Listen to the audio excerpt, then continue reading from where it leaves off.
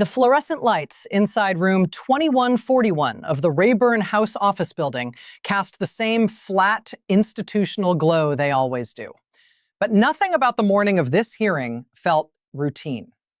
The witness table was occupied by one of the most polarizing figures in modern American law enforcement, FBI Director Kash Patel, a man who has survived dozens of contentious congressional appearances with practiced deflection and combative fluency.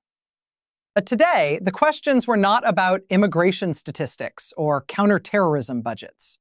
Today, the questions were about footage, specifically about critical hours of operational war documentation from the early days of Operation Epic Fury that congressional investigators say should exist in federal archives, but cannot be located, cannot be produced, and according to multiple officials familiar with internal record-keeping protocols, appear to have been deliberately removed from classified databases where they were originally stored. According to sources familiar with the committee's preparation, Representative Ted Lieu had spent weeks assembling a forensic timeline of exactly which surveillance feeds, drone recordings, and operational briefing captures from the first 72 hours of the Iran campaign should have been preserved under federal records retention mandates. The gap he identified was not minor. It was not a matter of a missing file or a corrupted hard drive. It represented hours of material from the most consequential military operation launched by the United States since the 2003 invasion of Iraq. Material that multiple defense officials told congressional investigators had been accessible in classified systems as recently as early March, before becoming unavailable without explanation. Within minutes of the hearing's opening, the confrontation between Lieu and Patel sent shockwaves through the committee chamber and into the broader political landscape. The exchange laid bare a question that has haunted every major American military operation since the destruction of CIA interrogation tapes in 2005. When operational records vanish during wartime, who is responsible? And what were those records designed to hide? Before we dive deeper into what happened and what it means for wartime accountability and congressional oversight, make sure you hit that like button and subscribe to the channel. These dramatic political developments are reshaping the world in real time, and staying informed has never been more important as this situation continues to unfold. At the center of the confrontation lies a collision between two separate but deeply interconnected crises that have defined the opening months of 2026. The first is the war itself. On February 28th, the United States and Israel launched Operation Epic Fury, a massive aerial campaign targeting Iranian military infrastructure, command centers, missile sites, and leadership compounds across the country. The opening strikes killed Supreme Leader Ali Khamenei and multiple senior officials. Iran retaliated across 9 countries, firing missiles at Israel, Saudi Arabia, Kuwait, Qatar, the UAE, and American military installations throughout the region. 8 American service members were confirmed killed.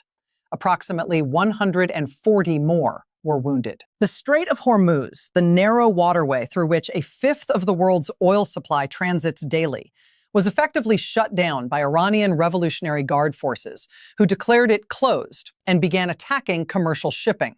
The second crisis is institutional. In the weeks before the war launched, FBI Director Patel fired at least a dozen agents and staff members from CI-12, a critical counterintelligence unit responsible for tracking Iranian threats on American soil, among other sensitive national security functions. According to sources who spoke to CNN, the terminations were not motivated by performance concerns or security violations. Every person removed had worked on the investigation of President Trump's alleged mishandling of classified documents at Mar-a-Lago, the same investigation that had subpoenaed Patel's own phone records when he was a private citizen. The FBI Agents Association condemned the firings as unlawful, warning they stripped away essential expertise and destabilized the workforce at a moment of acute national vulnerability. This sharp contrast between competing narratives immediately created uncertainty about whether the administration's management of the war's documentary record was a matter of routine classification protocols or something far more deliberate. On one side, administration officials insisted that operational security during an active military campaign required extraordinary restrictions on the dissemination and retention of certain categories of intelligence material. On the other, congressional investigators pointed to the specific pattern of what was missing and what was not, as evidence that the gaps were selective rather than systemic. What made Lieu's line of questioning devastating was not a single dramatic revelation, but the methodical construction of an evidentiary chain that left the witness with no comfortable exits. According to accounts from multiple individuals present in the hearing room, Lieu began by establishing baseline facts that Patel could not dispute: that federal records retention laws apply to operational military documentation, that the FBI maintains liaison relationships with intelligence agencies that produce and store such material, and that the director of the FBI has both the authority and the obligation to ensure that records under the Bureau's purview are preserved in accordance with statutory requirements. Having established the framework, Lieu then produced what sources described as a detailed timeline, cross-referenced with classified database access logs that the committee had obtained through a separate subpoena, showing that specific categories of operational footage from the opening hours of the Iran campaign had been accessed, viewed, and then removed from the systems where they were stored. The removal did not follow standard declassification or reclassification protocols. It did not generate the routine paperwork that accompanies authorized transfers of classified material between agencies. It simply disappeared, replaced, according to technical analysts who examined the metadata, by placeholder files that bore none of the authentication markers of legitimate classified records management. Meanwhile, the broader information environment surrounding the war had already raised profound questions about the administration's relationship with documentary truth. Within the first week of the conflict, the White House posted a series of social media videos that mixed declassified footage of actual American strikes in Iran with clips from the video game Call of Duty, scenes from Hollywood films, including Top Gun and Braveheart, and anime sequences, all without any indication of which material was real and which was fabricated. One video included audio from the video game Mortal Kombat, declaring a flawless victory over images of explosions. Another featured a clip from SpongeBob SquarePants. The videos drew immediate condemnation from military families, media analysts, and members of both parties, who argued that blurring the line between authentic operational footage and entertainment content during an active conflict in which Americans were dying represented a fundamental breach of the government's obligation to inform the public honestly. Meanwhile, the problem of fabricated war footage extended well beyond the White House's own social media accounts. According to reports from major news organizations and fact-checking services, social media platforms were flooded with AI-generated videos, footage from unrelated conflicts, and video game clips that were presented as authentic documentation of the Iran war. One viral video claiming to show Iranian missiles striking Tel Aviv accumulated more than 4 million views before being identified as footage from a celebration in Algeria. Another, shared and then deleted by a sitting American governor, turned out to be a clip from the simulation game War Thunder. Platform operators scrambled to contain the flood, with one major social media company identifying a single individual in Pakistan who had hacked 31 accounts to spread fabricated war content. Financial markets reflected the compounding uncertainty generated by both the military conflict and the domestic institutional crisis. Oil prices, which had surged from $67 a barrel before the war to over $110 at their peak, continued to swing violently as traders struggled to separate genuine operational intelligence from propaganda, speculation, and misinformation. Technology stocks experienced pressure as investors assessed the implications of government demands for access to encrypted communications and classified database systems. Defense contractor shares surged on expectations of prolonged conflict, while consumer-facing companies braced for the inflationary impact of sustained energy price disruption. Economists warned that if oil remained above $100 per barrel for more than a month, the effects could cascade through every sector of the American economy, from groceries to housing to transportation. For ordinary Americans, the convergence of a distant war and a domestic accountability crisis translated into a deepening erosion of trust in the information they were receiving from every direction. Gas prices had already jumped 50 cents a gallon nationally in the first 10 days of the conflict, with diesel, the fuel that powers virtually every truck delivering goods across the country, climbing 23%. Heating costs were rising as natural gas markets reacted to the disruption of global energy supply chains. Food prices were positioned to increase significantly, given that 1/3 of the world's fertilizer supply normally transits the Strait of Hormuz. Meanwhile, the specific question of missing operational footage carried implications that extended far beyond the immediate political confrontation. Every major American military operation since Vietnam has generated its own documentary controversy, from the Pentagon Papers to the Abu Ghraib photographs to the CIA's destruction of interrogation videotapes. In each case, the tension between operational secrecy and democratic accountability produced lasting consequences for public trust, legal precedent, and the ability of Congress to exercise its constitutional oversight authority over the use of military force. The question of what happened to the missing hours of Iran war documentation fits squarely within this historical pattern.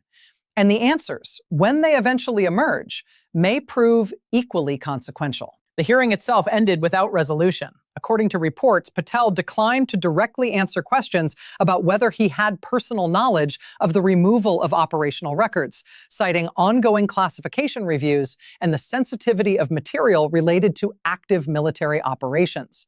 His attorneys intervened repeatedly to assert that the committee's questions ventured into areas protected by executive privilege and national security classification authorities.